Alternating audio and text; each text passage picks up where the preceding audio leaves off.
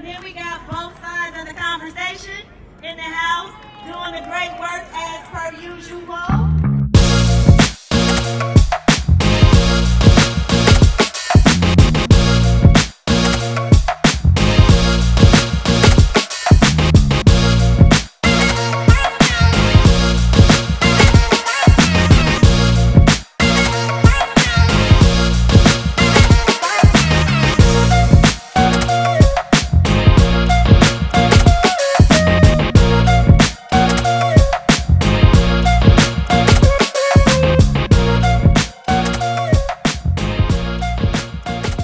My name is Ryan Jaguna and I'm 17 years old. And I'm William Rhodes. I'm an artist and I'm 58. So everything was trial and error, and you knew it was based in numbers. Exactly. It's like sales. So if I was dating and I would go out with my friends and I talked to a girl and she rejected me and my boys saw it, I just realized, hey, that's part of life. That's part of life. It was embarrassing. Oh, I would get ripped to shreds. But through that, I started to gain my confidence and realized you can't please everybody. Can't please And it was not on social media. It was just my boys laughing at me. Exactly, You but know, and it that was- was real life. This was without the phones, no the computers, Yeah. no internet. Yeah. Now, but right now, it's made people delusional. Like Yeah. people, like you can be like on a scale, right? You can be like, oh, 1 out of 10. Yeah. Yet in your mind, because of social media clouding you, and you know, you take pictures of yourself. You know, your girlfriends are like, hey, you look, you go, girl, you go, queen, gorgeous. Yeah. You think you deserve a 10 out of 10 man who's like successful, wealthy, Yeah. the most handsome celebrity.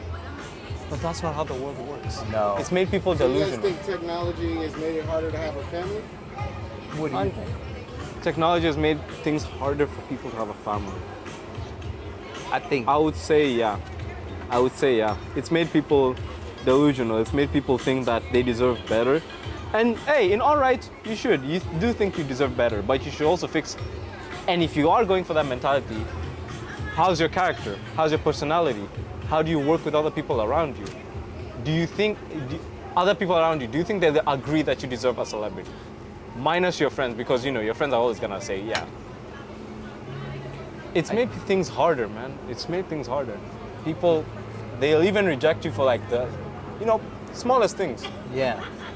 Now, what I've learned through with technology is a wonderful thing, but it can create a facade and an illusion. And I think me being in the realm where I'm moving towards my 60s, I've realized that my vulnerability and all my goofiness and my insecurity is what makes me special. So if people laugh at me and see me as a fool, it doesn't really matter at the end of the day, because I know that that's my uniqueness. And you get to a point where you start seeing people all looking alike, being supermodels, or the guys with the washboard stomachs and this and that. I know the reality that they're probably just as insecure, if not more insecure than me. It's just in a different way. But technology hides a lot of that stuff. Funny thing about technology, like, first of all, I'm not on these sites, not on this. You know what? You can even check my phone. Never had those sites in my life. Like dating apps, they're the most stupidest things I've ever encountered in my life. And Instagram, oh my God, you can edit one photo to whatever you like. Yeah. I can make myself have the most chiseled jawline, have a six-pack, all edited, all Yeah. Photoshop. Yeah. And that's what will attract, that will get me girls. Yeah.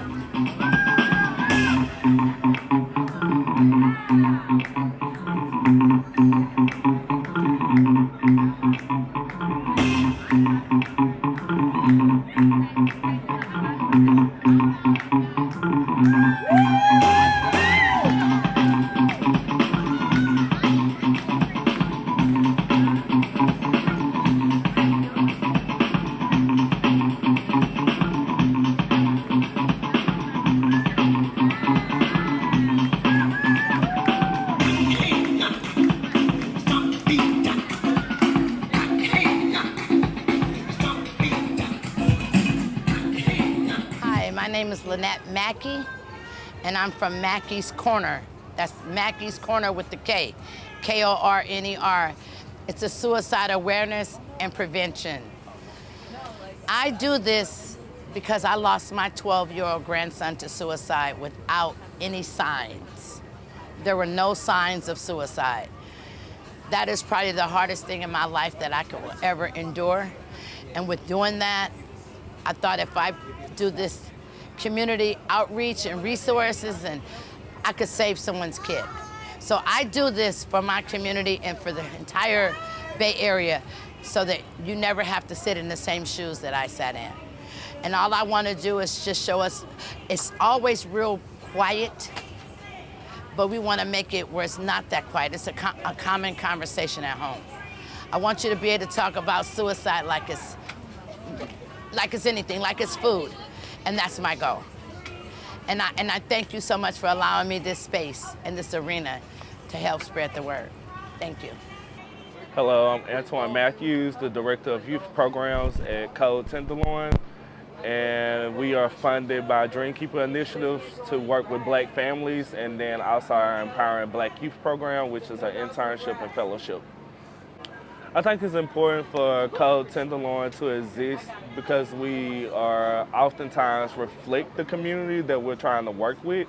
So regardless if that's the Black community or people who are experiencing homelessness or substance usage or even just trying to get a career job, all of us been in those spaces.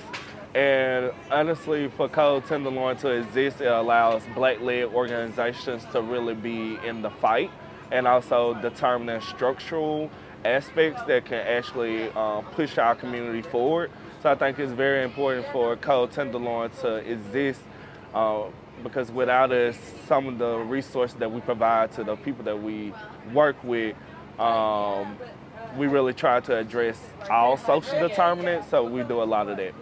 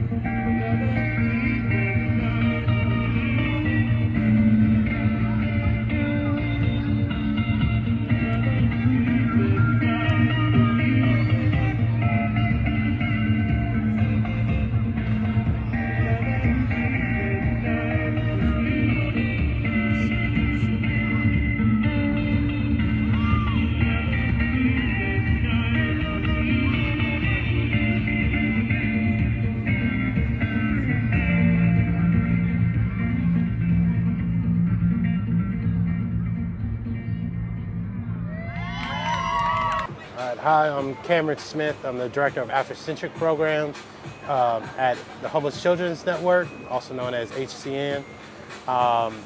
We provide mental health care, plus a variety of other community-based programs around workforce, healing arts, mini grants, and a lot of this has been possible through the Dream Keepers Initiative.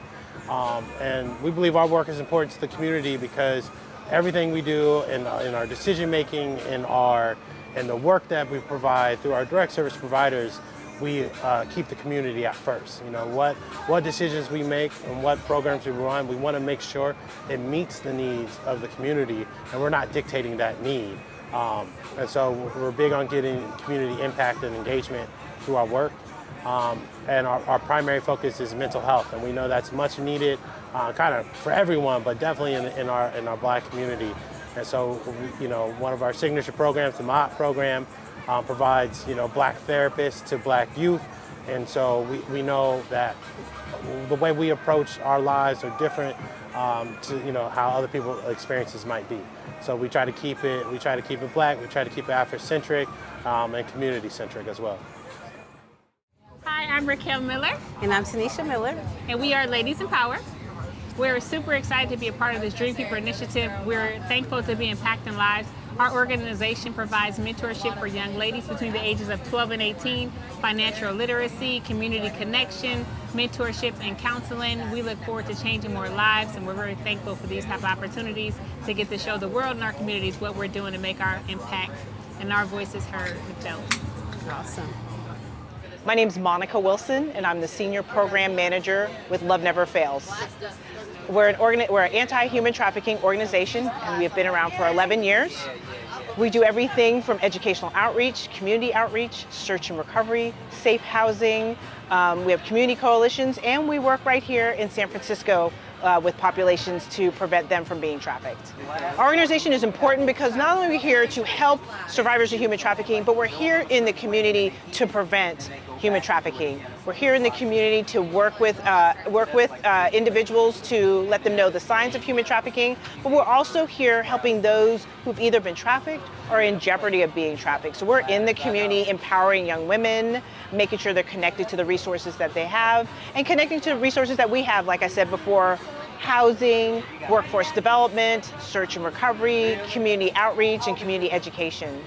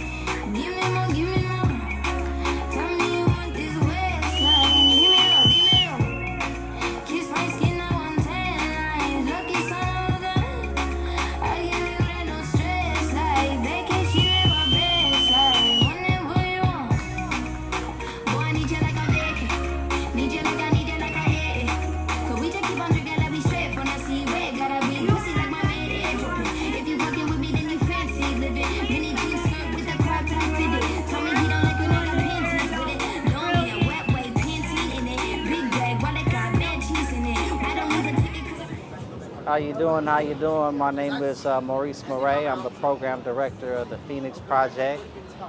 We service the Bayview community as well as Sunnydale and parts of Potrero Hill. We service 14 to 24, and we provide life coaches for them in the trauma-informed fashion, which is a different approach to community work, which is very much needed because usually we've been accustomed to just providing after-school places for them to resort to and lay at when things get hard, but what we try to do is more so offer that one-on-one personalized conversation and coaching so we can really hear the voices of our young people and actually provide them with some kind of pathway to a life map goal of success with the proper support. And by proper support, I mean an approach that's strength-based, knowing what are our young people's strengths and how do we draw that strength up out of them, not focusing on weaknesses, not focusing on what things they cannot do. And not only do we use techniques and methods we feel are effective for them to reach those goals, but we put the right people in position. The life coaches the Phoenix Project provides are from community, grew up in the community, raised in most of the housing developments there. So there's that cultural competency aspect we provide. And it's a mixture. The Phoenix Project provides the social, cultural language of the community because we speak it, but we also provide tools that you would use in psychology. And that mixture is very important. And that's what makes us unique in community and a partner And we look up to all the programs that are in the community that have been there and been doing the work. And we are glad to be added as a part of that to just offer a different lens of work. And what we call it is trauma-informed care. So I appreciate your time and thank you. And I hope to see all y'all soon and work with you some capacity. All right, thank you. Hello everyone, thank you so much for having us.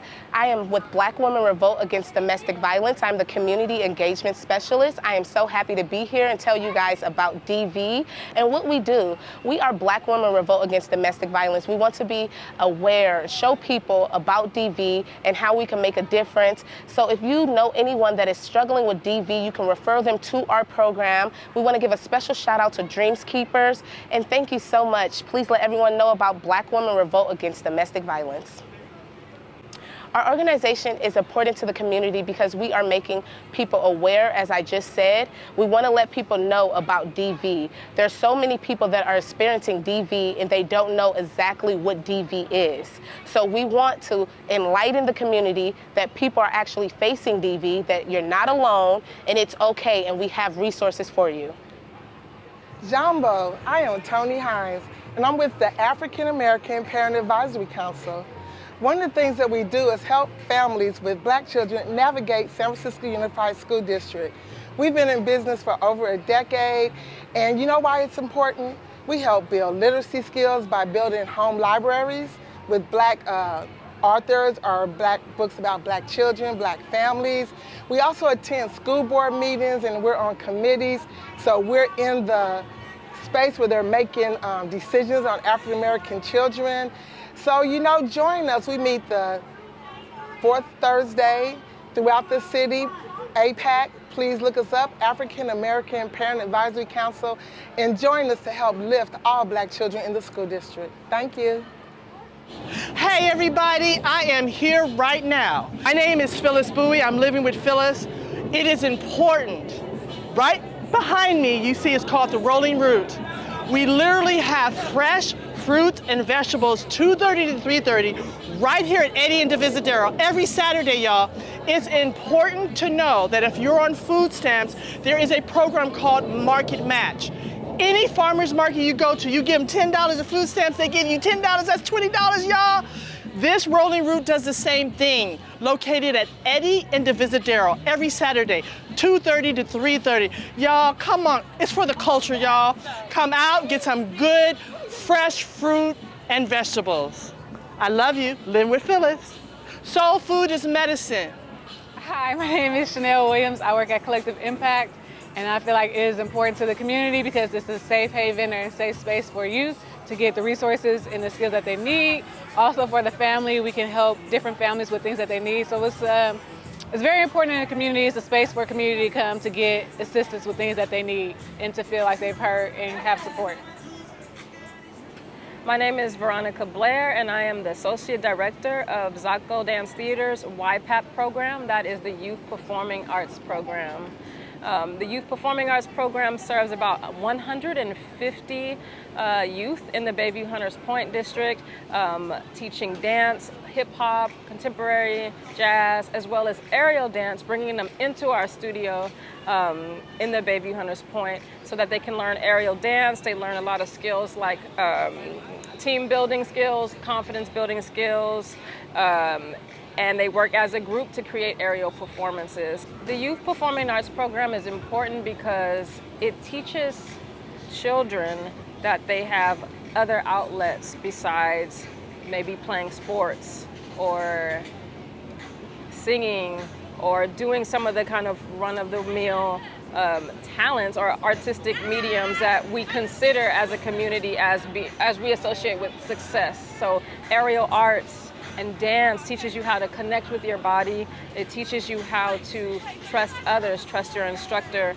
trust yourself, and it's very much so a team building sport. So when we have our kids in the air and they're dancing on a metal window frame and they have to dance with another person, so there's two people in a duo or a trio, they're learning how to rely on each other, and they're learning really about how interconnected the world really is.